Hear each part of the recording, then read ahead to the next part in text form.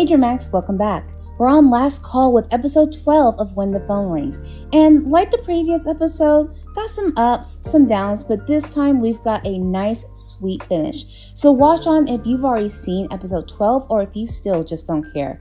So, starting off, we're picking back up from what took place at the end of episode 11.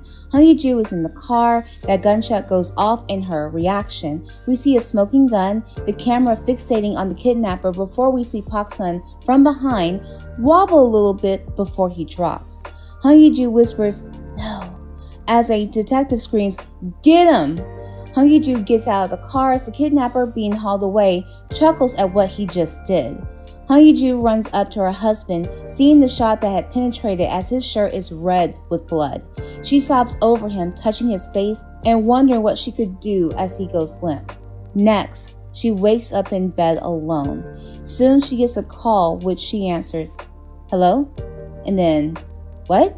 We see our reporter friend stepping out of a conference. He says, "You didn't know about it either?" Hong Ye-ju responds with, "No, I didn't. Where's it being held? I'm on my way now." Jang Hyuk-jin says, "No, don't come here. There are a lot of reporters here. What's important is that he's not here." Which disappoints our girl and confirms for us that our dude wasn't bodied by that bullet. But what we see going on is that the former presidential spokesperson Pak Sun announced that he's going to donate all the assets he inherited from the late Chairman Pak to society that very morning, and that all legal procedures will only be carried out through his legal representative. Meanwhile, the presidential office has accepted his resignation and is seeking a replacement, and we see his old office being boxed up and cleaned out while his colleagues watch, and it seems that our bae has disappeared without a trace, and even his own wife and friend have no idea where he went to. In another scene, we see the kids from the Nuri Dream Center running and playing. Na-Yuri and Ji Sang-woo are playing a picnic for everyone. Ji Sang-woo declares, "Let's eat," and the kids happily comply. One boy asks if it's okay to eat more. Na-Yuri says, "Of course, you have to eat to grow." He boasts, "I'm going to be taller than Sang-woo. I'll be cooler too. So you can't marry Sang-woo, okay?" Whoa there, partner. Na-Yuri is like, "Marry?" All the while, Ji Sang-woo shoves some apple juice at the boy, saying, "Don't grow up so fast. Being cute is the best," before pinching the boy's cheek. They stick their tongues out at each other, making Na-Yuri laugh. The adults get up and walk away to survey the kids. While they're eating, Na-Yuri rips, "Why compete with a kid?" Ji Sang-woo's like, "Compete? Whatever." Then he asks, "Have you heard? Pak Sun donated all his assets." Na-Yuri confirms that she has. "How could I not know? It was huge." Ji Sang-woo points out, "The director here said the Nuri Dream Center is getting a donation." "From some?" Na-Yuri questions. "It's apparently from an anonymous donor. Who else could it be?" Ji Sang-woo speculates. Na-Yuri says, "He donated his assets, resigned as spokesperson, and is unreachable. No one knows where he is. It feels like Pak Sun has completely disappeared from this world." That sounds familiar. Ji Sang-woo says, "He has. Pak Sun is gone." Na-Yuri agrees. "That's right. He's gone." But is this a double meaning of which Pak Sun is gone? Well, back at the news station, Na-Yuri has breaking news from a month prior. It has been confirmed that Hong Ye-ju, the wife of spokesperson Pak Sun, has returned safely to her family after being missing for 4 days. Police have charged Shim Kyung-jin, the wife of Liberty and Justice Party candidate Pak Sr., with kidnapping and inciting murking in connection with Hong Ye-ju's case. And we see reports outside the police station and Mr. Min sporting a mask sitting next to Detective Kang in a squad car. Na-Yuri continues that Mr. Min was also taken into custody and is being investigated for carrying out the crime. Mr. Min confessed that he was instructed to push the vehicle into the river to stage a fall and to scatter Hong Ye-ju's belongings, such as her shoes and cell phone, to obstruct the police investigation. Meanwhile, the suspect who kidnapped Hong Ye-ju repeatedly threatened the victim with a firearm despite repeated warnings and ultimately was shot by the police at the scene. Next scene, Miss Ma'am, now decked out in prison white, falls to her knees at seeing the report on TV in her cell. Then she replays a scene in her mind. Her grown son calling for her as he bangs on the door in the vault at the chairman's house. After he kicks at the door, he says, "You're out there, aren't you? I know you're out there. Why'd you lock me in here?" And we see her sitting outside his door. Again, look familiar? He asks, "How long will you keep me locked up?" His mother answers, "I told you, son, I never want to lose you again. I regret it so much. If only I had protected you back then, I wouldn't have lost you like that. Zelna, listen to me carefully. Listen, I'm not locking you up. I'm protecting you." And he's crying too because this is one of his fears, to be entrapped and locked away again. But he keeps banging on the door with his head. Then, back to present day, Miss Mam starts crying at seeing the body of her son covered by a sheet, being wheeled away. The torment she put upon our Pak-sun for his grief last episode over losing Hong Yi-ju is now revisited back to her twice in her lifetime for losing her beloved son all over again. We go on to see someone bowing on the ground before getting up, and I'll be damned, Pak Sr. lives. He has his arm in a sling while he addresses the cameras. He says, "All this time, I've always believed that I lived a luckier life than others, with a prestigious political family and a father respected by the entire nation." And he fights back tears as he continues, "But it was all a lie. The truth about my father was the complete opposite of what I had believed. It was an illusion. The son I thought to be gone returned and made it more miserable. So I am leaving behind my family and background, and I will stand again as Pak Yun-young, an ordinary man. Honorable citizens, if you can generously embrace my shortcomings and mistakes, I, Pak Yun-young, promise to be reborn as a better version of myself for you." And he bows. So it's Christmas shopping time with snow falling. Hong Yi-ju is by herself walking amongst the crowds while others are either grouped together with friends or significant others. She stands in her pink peacoat, which I freaking dig. She sees a Christmas tree with a Merry Christmas ornament, which she had decorated with in her dream last episode. This was supposed to be her first official Christmas with her husband as a united couple, and he's not here for that. And back home, she decorates the tree with the ornaments she just bought, also adorned with pictures of them from the company retreat.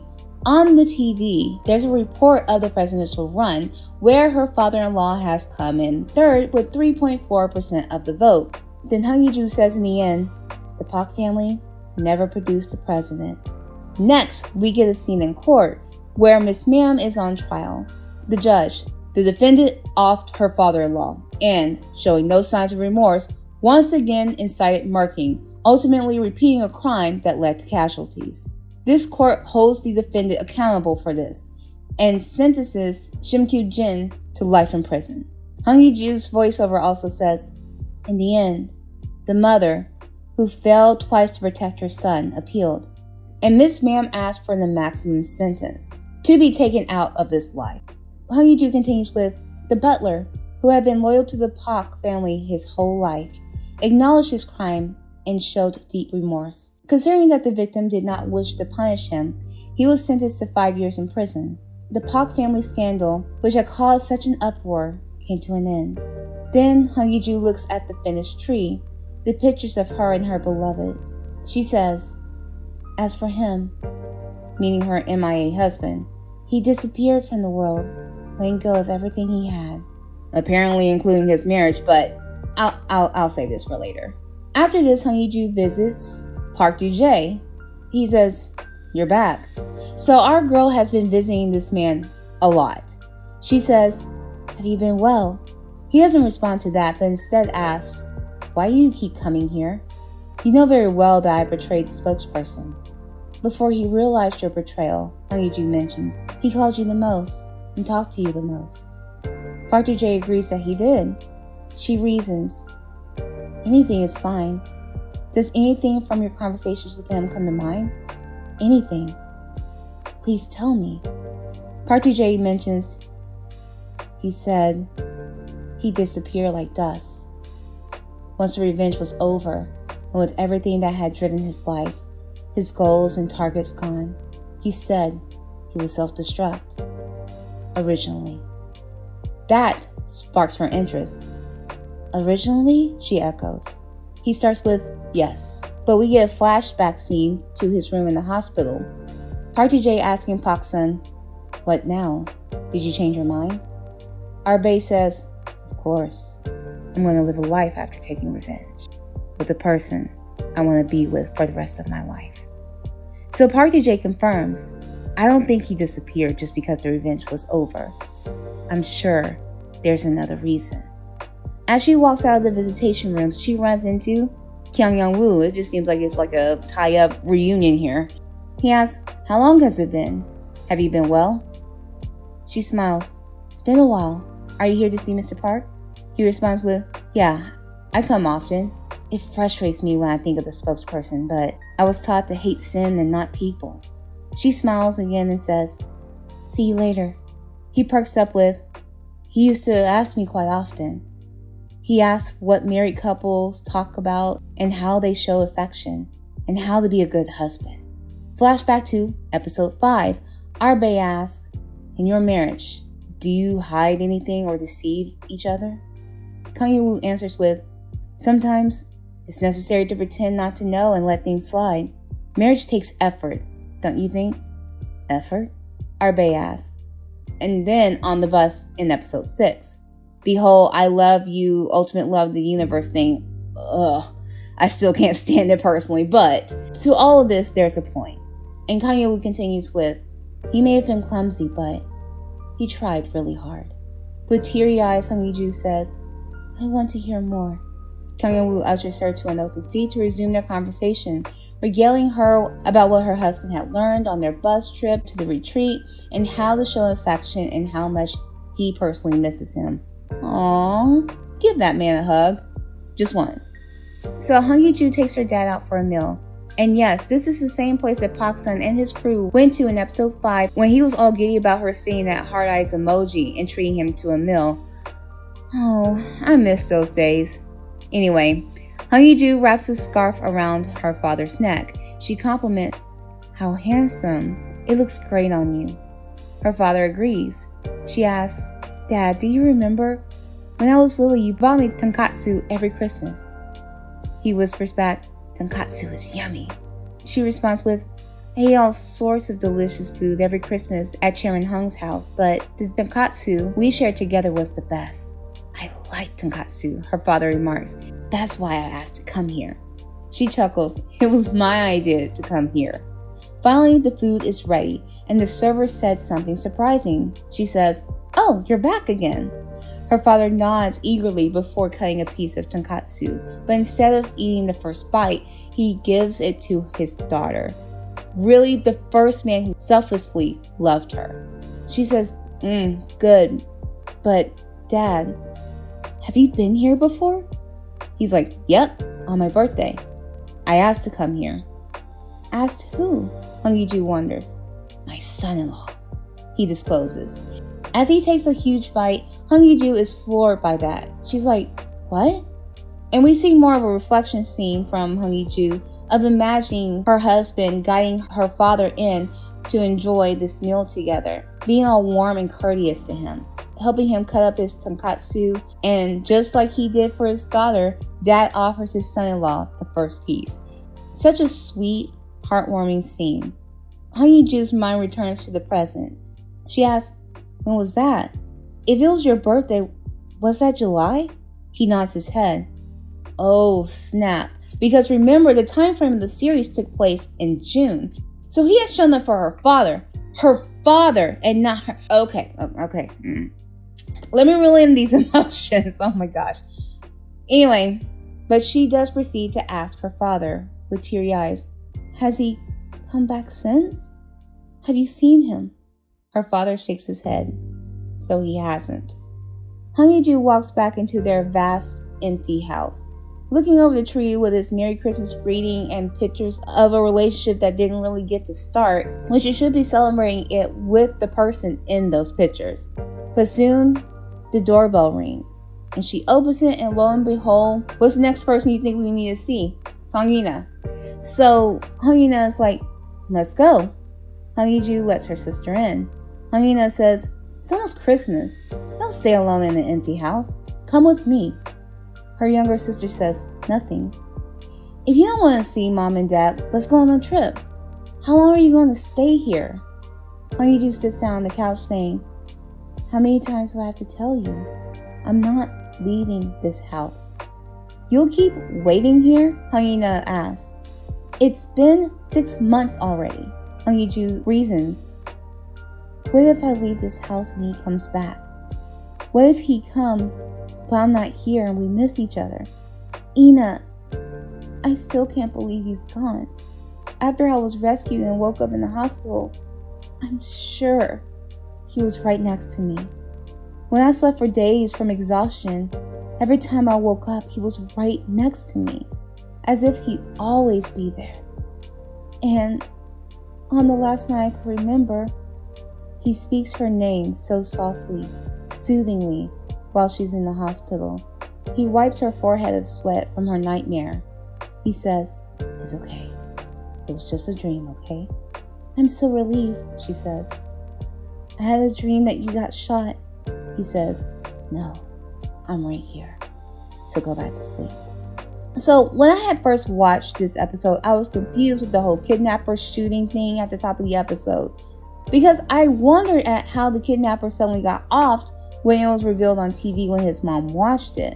Then it finally clicked when I did my second viewing when nabbing my pictures, that Hwang believing that Park Sun got shot was all a dream, that the gunshots at the end of episode 11 actually took out the kidnapper. And so like when she woke up in her bed earlier in this episode, that was the bad dream she was having. Even still though, Park Sun shouldn't have gotten out of that car, I'm just saying. Then our current day Hwang says, I still remember his warm touch that lulled me to sleep so vividly. I feel like he'll come right back. How could I leave this house? Hwang says, he's not coming back. In disbelief, our girl is like, what?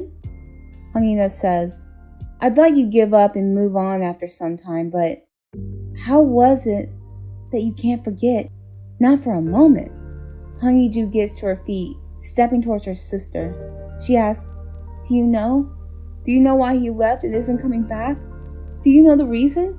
Hwang responds with, this is the only thing I can tell you. Forget him. He will never come back. Crying, Hwang latches onto her sister, asking, why would you say that?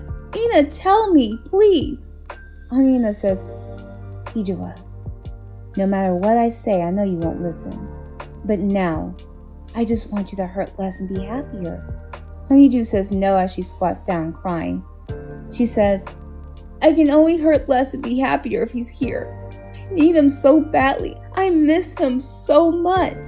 As she's crying, her sister gets on the floor in front of her to console her. Hwang after that walks out. Then she stops as she remembers something. A flashback of her taking off her jewelry while she gets a message on her phone. It's a message from Park Sun asking if they can meet up for a moment, and he sends her a picture of the location of where he would prefer to meet, which is at the Memorial of Peace and Hope. She clicks on the website where the tagline is, where your loved ones will be remembered forever. Hwang wonders, why does he want to meet there? Now we're back to square one of where we were at the end of episode 11. Hwang haunted by Christmas memories that never happened, depressed and on the couch, missing her husband. She calls him once, then twice. No answer. Then, as soon as she gets off the couch, an incoming call happens. That number with the 604 country code. She dives for her phone and answers it. Hello? Hello? But instead of her asking if it's you like she did in the last episode, the line disconnects this time. She calls it back but gets an automated voice in English. The person you have called is unavailable right now. Hwang searches for the country code on her phone. It's Argon. Well, got a feeling we're about to go there to find our missing boy. Because in the next scene, she is meeting with our reporter friend, and Coffee almost goes down the wrong pipe as he looks at her, stunned. What? He asks. You got a call from Argon? Not just a call, she counters. We see back at the house.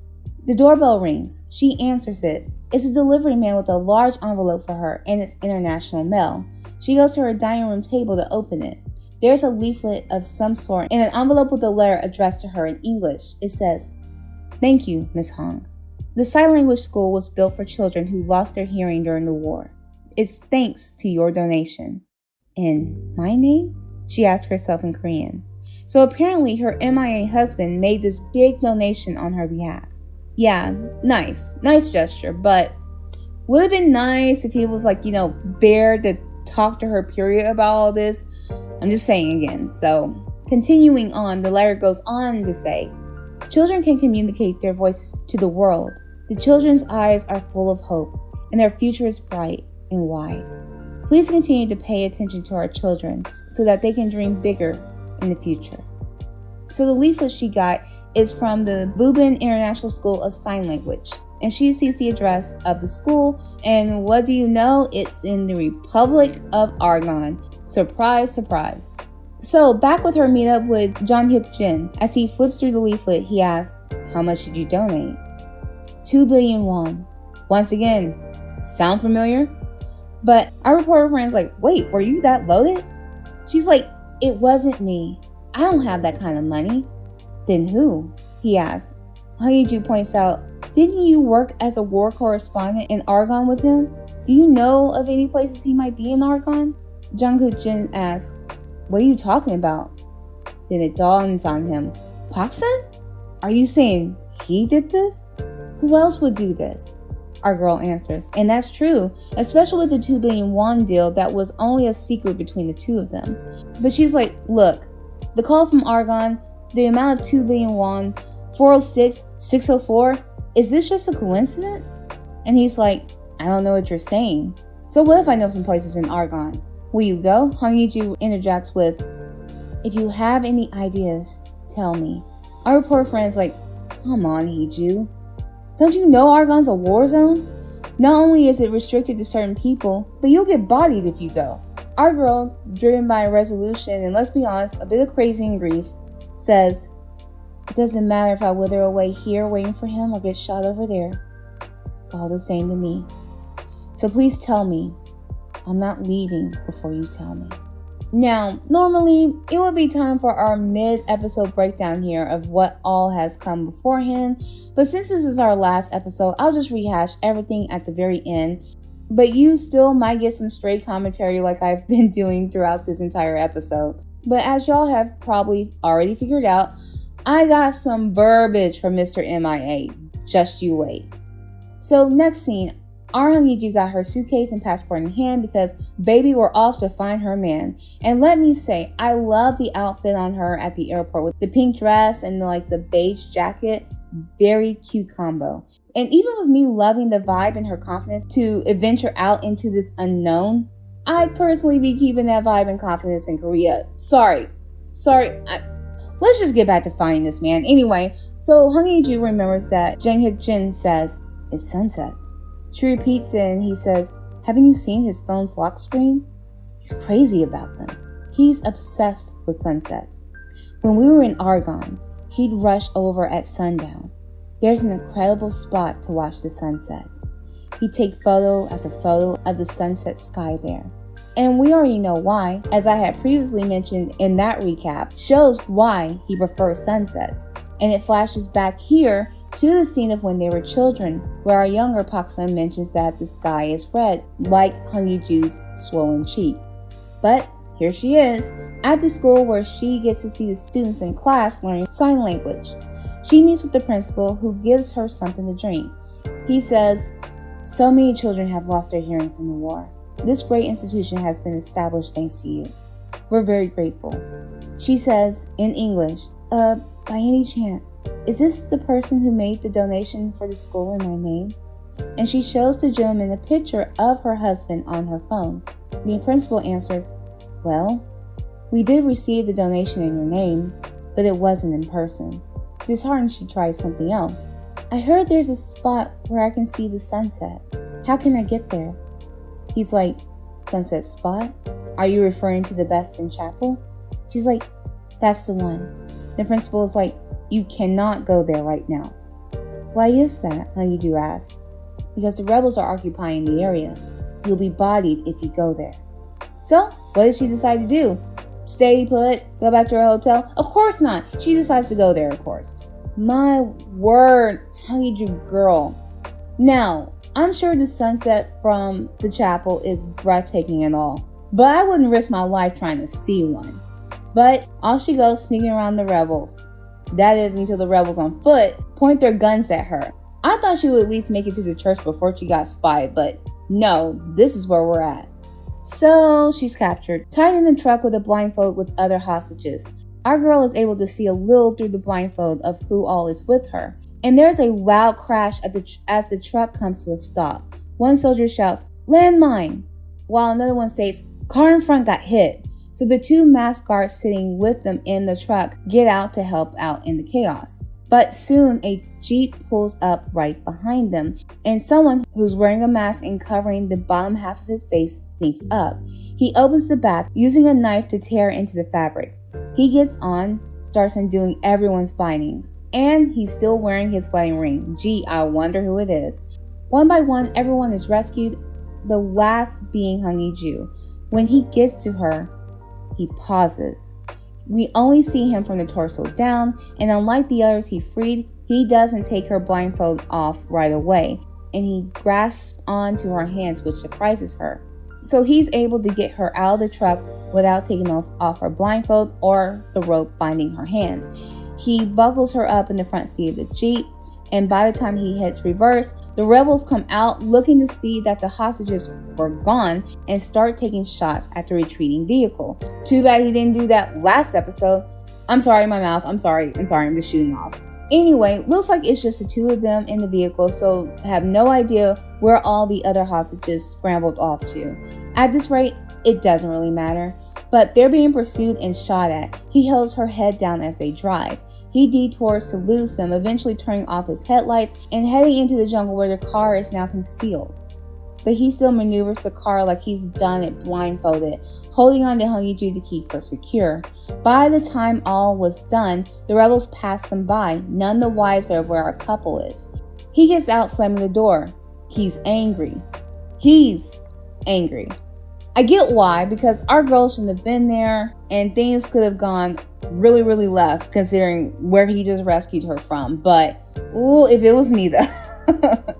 Anyway, she unbuckles her seatbelt as he comes around to open the door and finally cuts her bindings. He takes off her blindfold where she can see his eyes, the eyes of her missing husband, and he lowers his mask where she can see him fully. So, what's his first action? Oh, to fuss at her, of course, saying, "I told you to wait until I come to find you. So why?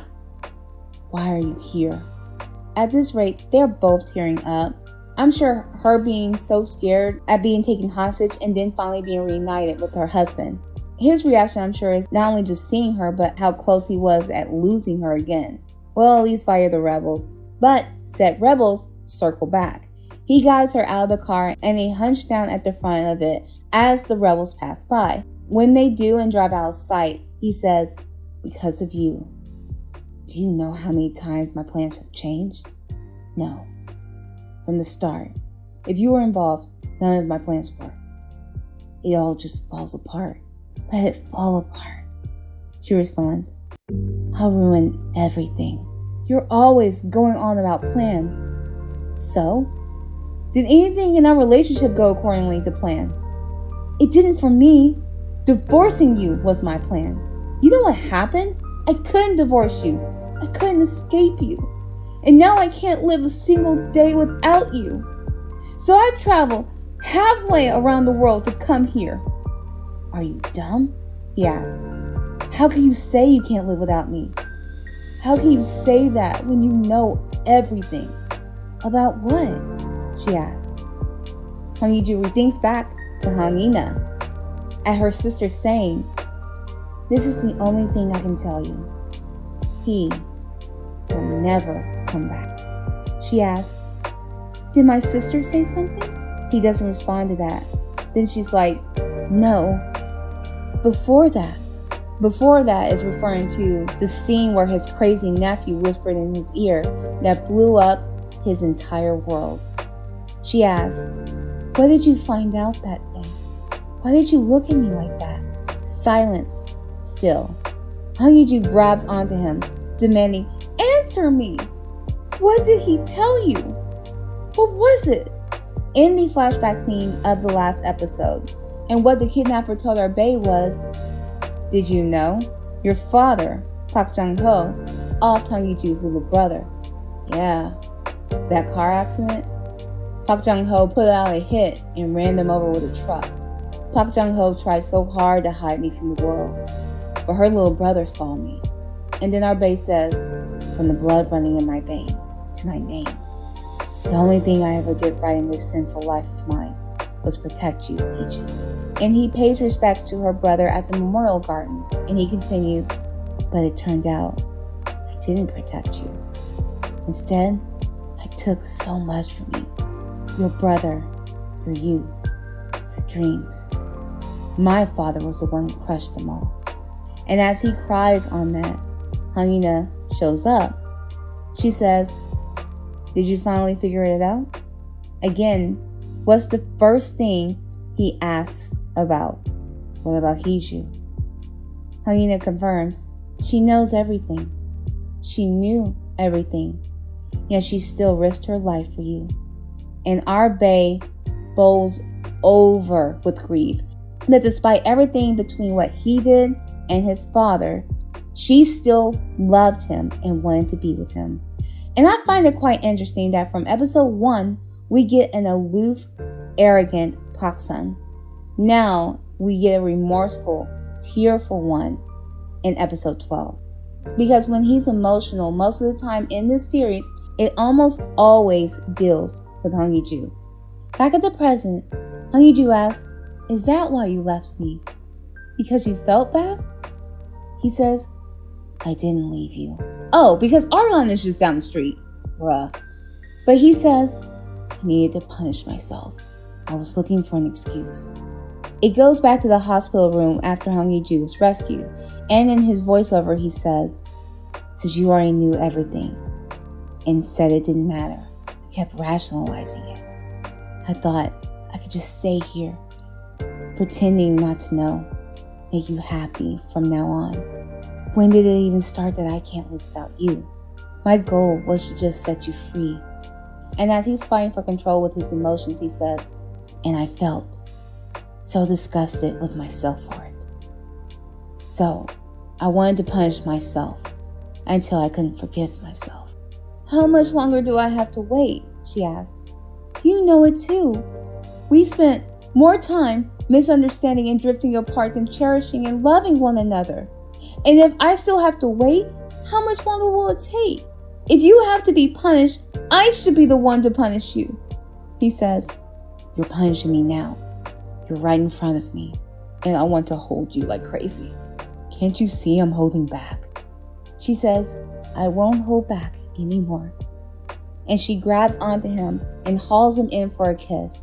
At first, he's resistant in holding her, but you know he can't for long, so eventually he caves, and they're kissing for real. But they make it up to us for the pain and suffering for most of this episode and series, if we're being honest, because they're in bed together and they tenderly make love, and oh, it's so stomach flutteringly good and sweet and a long time coming. And that they're doing this in the sunlight, like the dawn of a new day of their relationship. And yes, he does continue to eat her face. A Yoo Yeon-suk trademark here. But those thirsty kisses aren't one-sided. Oh no. Because Mama's been hungry for her hubby's attention and lips and other qualities. And y'all, you see the slip of his hand going down to regions unknown? Just, oh my gosh. This scene was everything and worth the wait, even with the wonky way we got to this point. And yes, I watched this on repeat several times. Don't judge me, judge your mama. So, after they get through working each other out, they're curled together with her back to his front, fingers intertwined, looking out the window. Hong-Yee-Ju grabs his cell phone nearby and looking at the lock screen and looking at his pictures, she comments, "It's true," meaning the sunset. and she compares the pictures of that on his phone versus what is outside their window. We lived together for 3 years, but I didn't know because I never checked your phone. They're all sunsets. It was filled with you, he responds. She turns to look at him. Is that why you came to Archon? He says, it was far from you. But it was where I could see you, but I never thought I would see you here like this. Hongyu says, 604.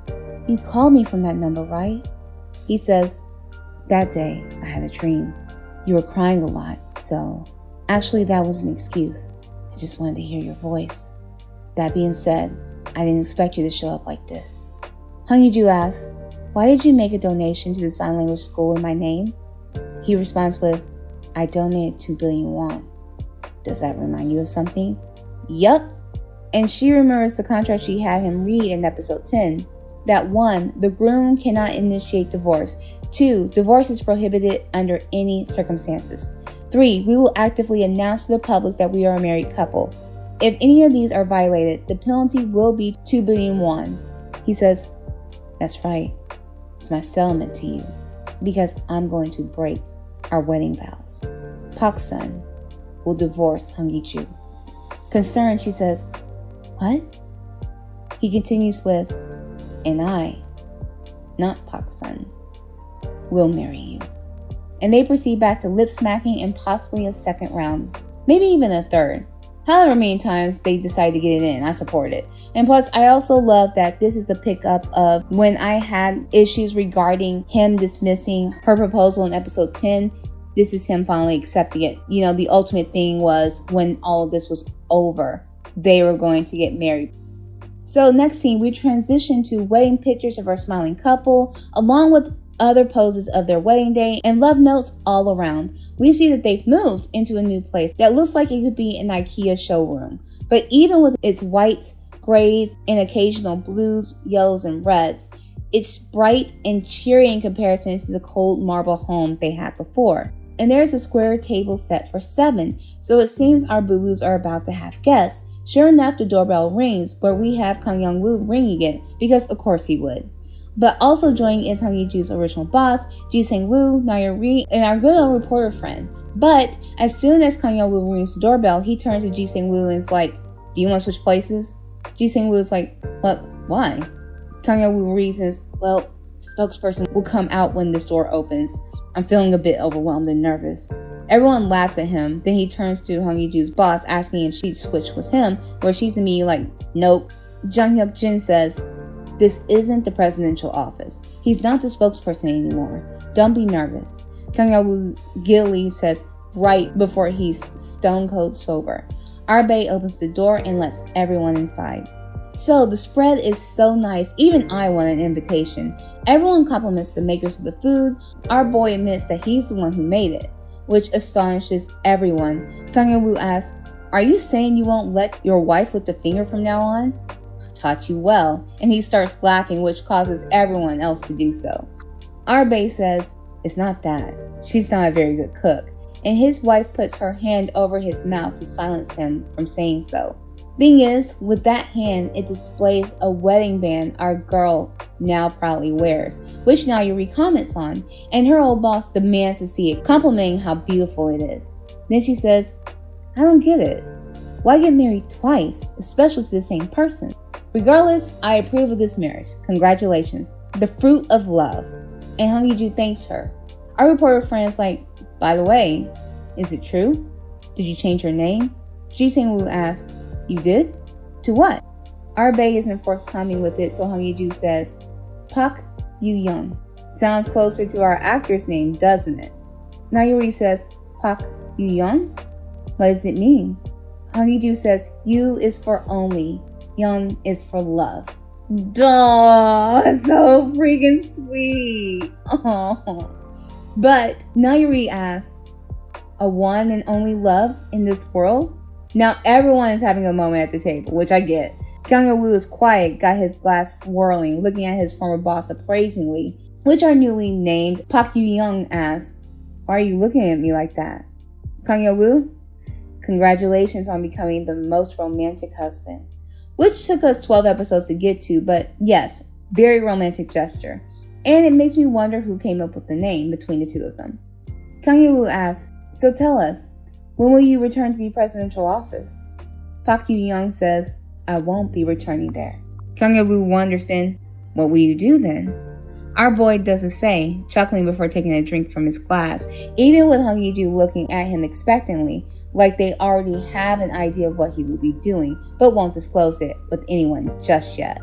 Jang Hyuk-jin fills in the void by saying, "Anyway, even though it's hard to get used to, let's celebrate Park Yu-young and Hong Ye-ju's marriage. Shall we toast?" And everyone wishes them a hearty congratulations.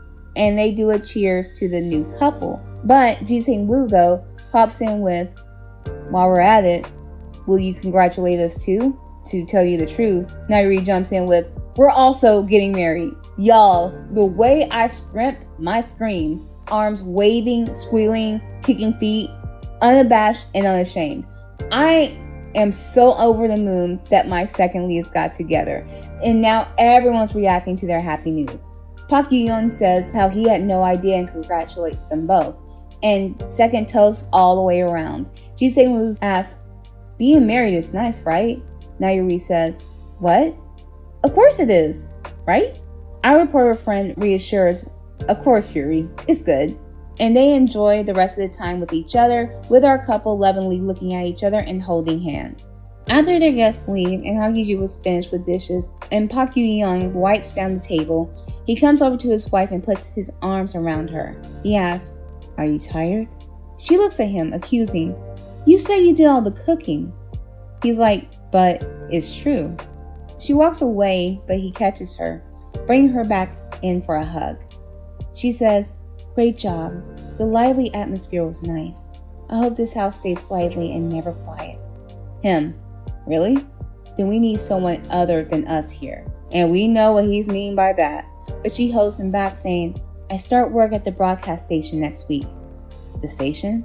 he asks. "Yeah," she answers. "I've agreed to be their sign language interpreter again, and I'm going to continue doing it. I like this job." So it seems like she's fulfilling her original dream of being a newscaster by proxy. That's awesome. Her husband congratulates her on that before picking her up into his arms. He demands, "Cooperate, Hong Ye-ju. If you want this house to be lively, we need more family members." Told you this man was serious. And he takes her to their bedroom for them to get in the family way. Next scene, we see his guardian has opened a seafood store in town and he's cleaning off the sidewalk in his tanks. So it looks like he didn't have to serve time, if any. Park Yu-young drives up and he's invited inside for soup that was apparently our bae's favorite when he was younger. Park Yu-young says, "Since that day, I can't eat fish anymore. When I smell the fishy odor, it brings back memories of the fishing spot." And back to the memory of what he witnessed when he was a child, the day his old life and innocence ended. His guardian says, "I'll make you something else."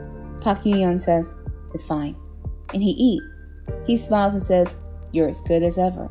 And his guardian says thanks before giving him some white kimchi. Now we shift over to the witch who says, "Marriage registration." And we see Hong Ye-ju between her stepfather and mother at their house. She tells him, "I'll come back with him soon. He wanted to come today, but I didn't think you'd say anything nice to him." The witch is like, "You're right. You said you choose your own fate and even went into that war zone, and you married him without telling us. Unbelievable." Chairman Hung steps in with, "You said you never saw her smile." She's smiling now. She looks happy now. What else could we ask for? And she is. Our girl hasn't stopped smiling, and it's the antithesis of what we saw from the start of episode 1. He asks, "Where do you live?" "The neighborhood's far from here." She answers, "Where is it?" Her mother asks.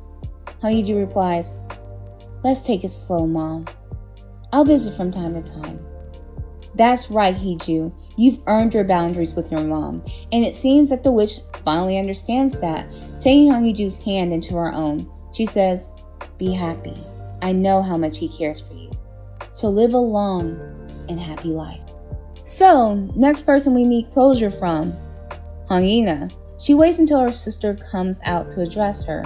Hong Ye-ju apologizes for not telling her sister about her marriage, citing that she didn't know how Hong Ina would feel.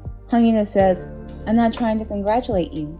Since we were reunited, I've been trying my best to get close to you, but It was so hard.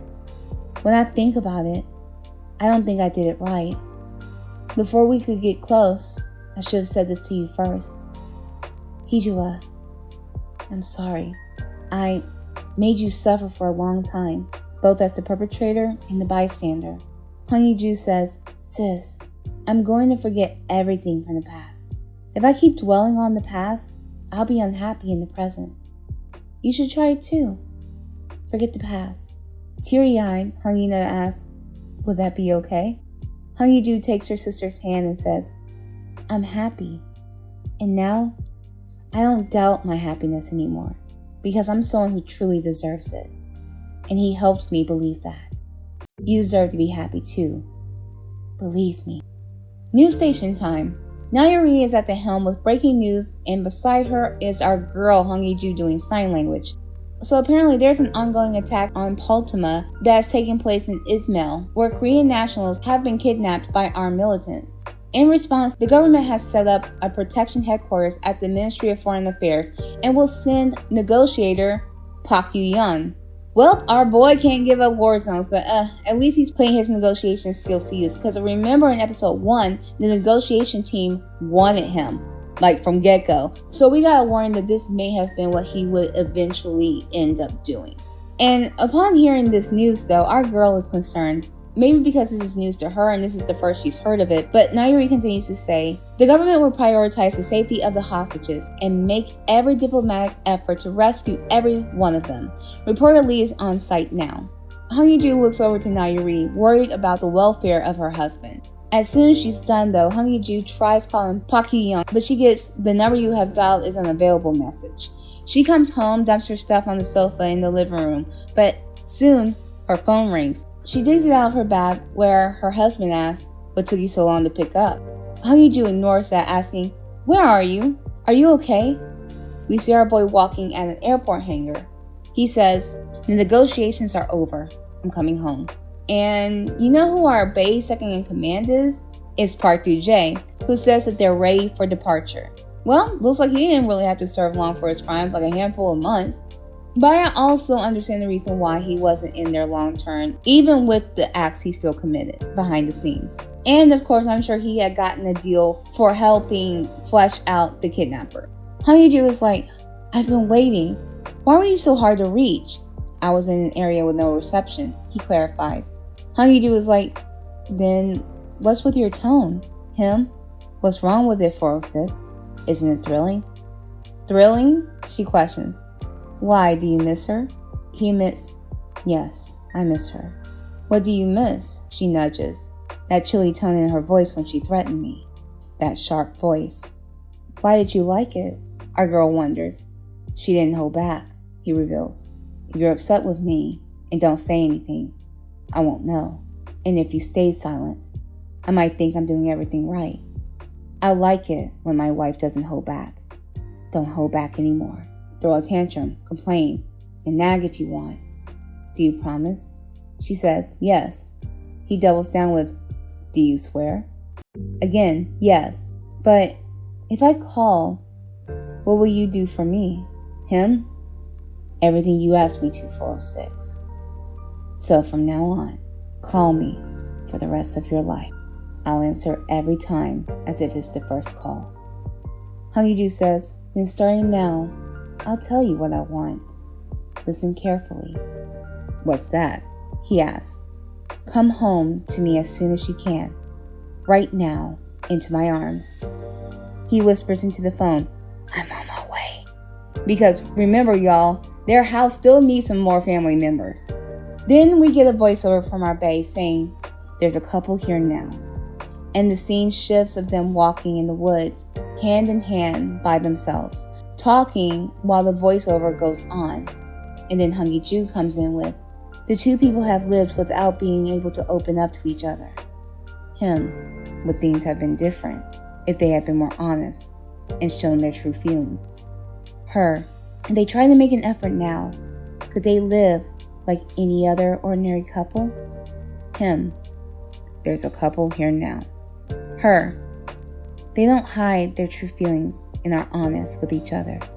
Him, they promise to make an effort to be happy together. And as Yoon Suk's Say My Name plays out and the camera lifts from our couple and love is written across the sky, that's the end of episode 12 and the series. And post the title screen, you get a montage of scenes of our couple from episode 1 on of the best highlights of them together. What a series. And I'm glad that we got a happy ending overall, to where I know that our couple will be truly happy now in the space that they're at. I love the tie up at the end with their reunion, the love scene, our babies acted our faces off in front of the Jeep before they pounced on each other to do makeups. I do find it fascinating that Hong Ye-ju's wedding ring is different than the one she got earlier in the series. I think his still remained the same because I think it still signified his constant devotion to her throughout the series, and even with the name change, that was one part of him that never changed. But I think her getting a new wedding ring, them remarrying under his new name, and them changing houses was necessary because the original life they had together was built on a lie. Well, built on a whole bunch of lies and a whole bunch of plans that never came to fruition. Now from our final recap of this series. And bear with me, y'all, because I'm going to be all over the place, any more than Park Sun's desires and wishes during this whole affair. And I'm sorry, since we've known him as Park Sun throughout this entire series, that's what I'm going to call him for this finish up, since he only goes by his new name for literally 13 minutes. And I love his new name. I get it, I understand it. And like I said, I love how it sounds so close to Yoon Suk's name. Is it like that from the web novel? Unsure yet, but I am currently reading that and plan on doing a comparison contrast between what happened in the drama and that after my overall review. But the change of name is noted since he needs to live for himself on his own terms and under his own name and identity.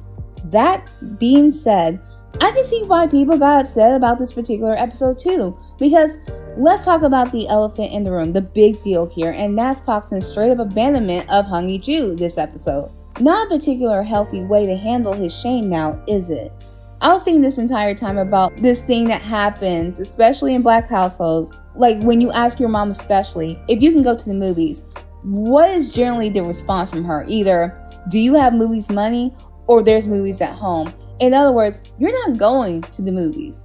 So for Park Sun here, I'd say they're suffering at home. He could have stayed in Korea and suffered his penance or whatever contrition he was going for, but he should have stayed there. You know, where his wife was?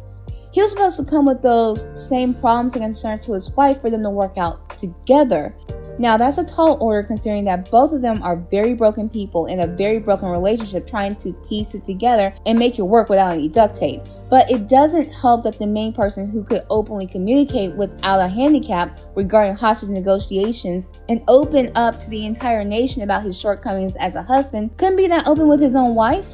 Someone he married through his own machinations to have her, yet shut down any open dialogue between them from the get-go, and continued to do so when it came to her opening up about her past versus him. But then again, he managed to figure out a lot about her past, but he was not as forthcoming because he was afraid of the repercussions of what it would do to her once she knew everything. But it's still baffling because he was the one who admitted he loved her first.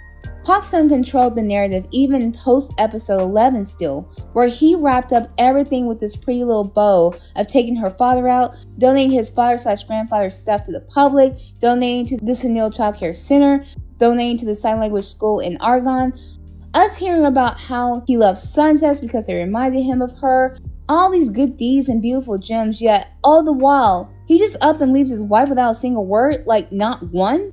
It's giving off single, you know? He's seriously making moves and gestures like a single man when he's married and supposed to be in love with this woman. And him coming at her sideways like, you weren't a part of my plan. Nothing is going according to my plan. So I'm glad Hong Ye-ju was like, boo to your plans, they suck anyway. And like I had said previously, it seems like Hong Ye-ju wasn't a part of his original plans to begin with. I'm sure his original marriage to Hong Ye-na would have gone on without a hitch, but I'm sure he would have avoided her like the plague, did his little paternity suit, wiggled out of this marriage, and gone on his merry way of chasing rebels in Argonne. But him having feelings for Hong Ye-ju wasn't on his bingo card, and it was something he couldn't deny himself in being with her in some way.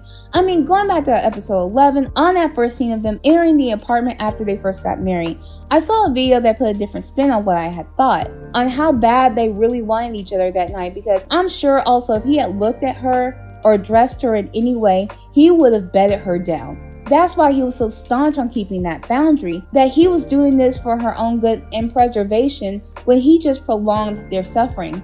But Hong Ye-ju also comes correct and tells him straight up, I was planning to leave you, and look what happened. Here I am chasing you halfway across the world because I can't live without you. But the fact that this boy ran all the way to a war zone to avoid dealing with the impact him and his father had on Hong Ye-ju's life, he felt like he was dealing with this by seeking penance, and I acknowledge that part of why he ran from her was because of shame.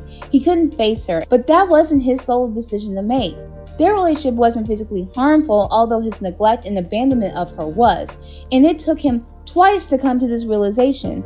That's why I see that episodes 6 and 12 are parallels of each other, because in both of these, he comes to the realization at how he failed to protect her.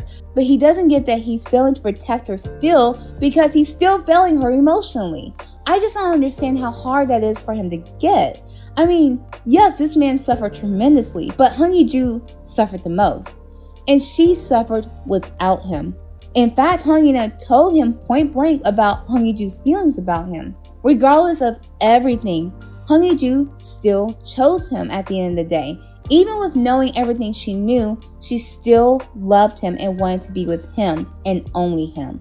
But no, he took it upon himself to leave her without any closure.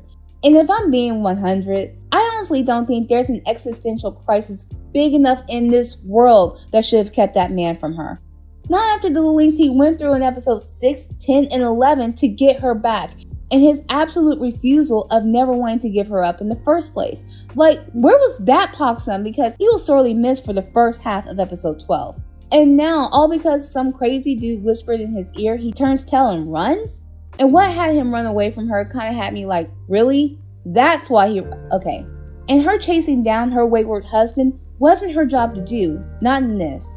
I mean, I have all kinds of issues with her doing it in the first place, considering how she almost got herself offed by going blindly and, let's be honest, stupidly into these shenanigans. Still, this wasn't her cross to bear, no more than it was his sin to carry what his father did. Like I said, his initial coldness and avoidance of her from the beginning is what he should have understandably been raked over the coals for, but him taking on penance by proxy is something nobody asked him to do. Thing is, he would have punished her further if he had ended up shot or bodied going out to Argonne playing the hero.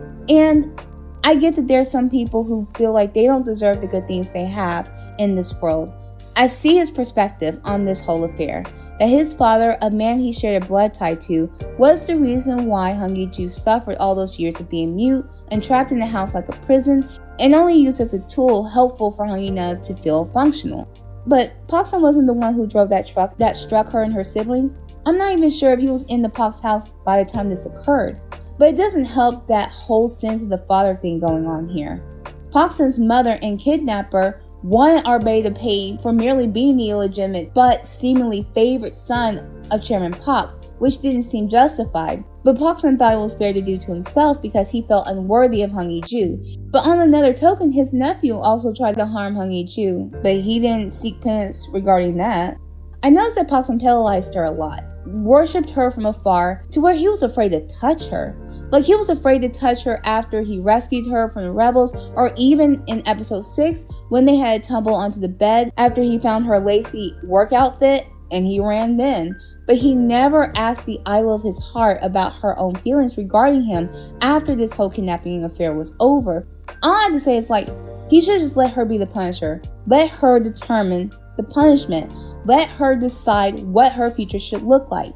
Let her have the ground to fight for her marriage and have a say in it if she wants to. Either for her to be with him in war-torn Argonne, to let him go alone and still stay married to him, or even give him divorce papers. But that should have been her choice. And I hate that he took that choice away from her. In all of this, all Hong Ye-ju wanted from him was for them to be happy for the rest of their lives. And also, I think they were honestly ruined for each other. through their trauma bonding and what they went through, I think it just makes sense for them to be together since their lives, their pain were so intertwined with each other that I honestly don't think they might have been right for anyone else. Not to say that what they had together was healthy, it wasn't. But it seems now they're going to live off of a healed, stronger, and whole foundation from this day forward. Let's see. The theme for this episode, I would say, would be atonement, punishment, and making amends. A lot of the atonement, though, isn't really equal across the board of those who really meant it or not. Miss Ma'am, case in point, is accountable for all that she's done, but is she remorseful about it? Hell no. In fact, she doubled down with appealing to speed up the process of her being dealt with. Narcissistic to her core, and she still wanted to maintain control until the very end. Pac Sr. got punished for not being president in the end. Home Dude didn't even come in close second. And I had asked Vicky Reyes if she considered him a victim, and she said yes, considering who his son, father, and wife were. And I'll put asterisks on that because we're not really as familiar with their dynamics together, but he got blowback from his association with them. But he also did a lot of dirt himself regarding what happened to his kid and his dealings with our bae. So he's a prime example of someone who is a victim but was still a terrible person. Mr. Min, of course, doing the crime and time that he felt he deserved to do. And that's the thing loyalty got him. But honestly, y'all, I'm surprised he did 5 years, yet Toxin's guardian and Park Doo-jae didn't serve that much of it. I mean, I get the forgiveness of it, but they both did wrong, like real wrong. Yet they still regretted what they did, but I don't know. Y'all can let me know in the comment section of what you thought about them getting off with lighter sentences or hardly serving at all. Park Sun has been the major contender here for maybe all 3 themes. He's up here trying to take on sin that's not even his fault. And the main issue a lot of us had was his lack of communication. And he did that twice in episode 12. One for leaving Hong Ye-ju in the first place, and a little at the end of him just dashing off to do negotiations without a word to his wife. I know that that is currently his new job, but I see some old habits are hard to get rid of, but it seems that Hong Ye-ju will be able to help him better in the future. Well, it is a done deal, y'all. I mean, it took a total of over 9 months since I started posting back in December, but here we are at the tail end of my recaps for When the Phone Rings. Yay! Thank you so much for joining me on this journey and being patient with me between real life stuff and whatnot. But this was seriously fun, y'all, and stay tuned. Like I had told you, there will be a couple of other episodes I will have to this for the comparison of the web novel versus the drama. I will say there's a lot of things that are still clipping at the same pace, but there's just like little nuanced differences. I will say that already. And also my overall review, which will follow after this. And especially since I haven't done one of those since like almost a year ago, since this one kind of took over my life. But I'm glad to return to other things. And of course, I post other things that me and Dramatic Bestie have been up to with our drama watching. So as I churn all that stuff out, that'll be a fun thing for you to listen to. Please stay tuned on that one. But like always, please like and subscribe. Stay a while. Let me know what your impressions have been for the entire series. I've given you mine, but hey, it's just a thought.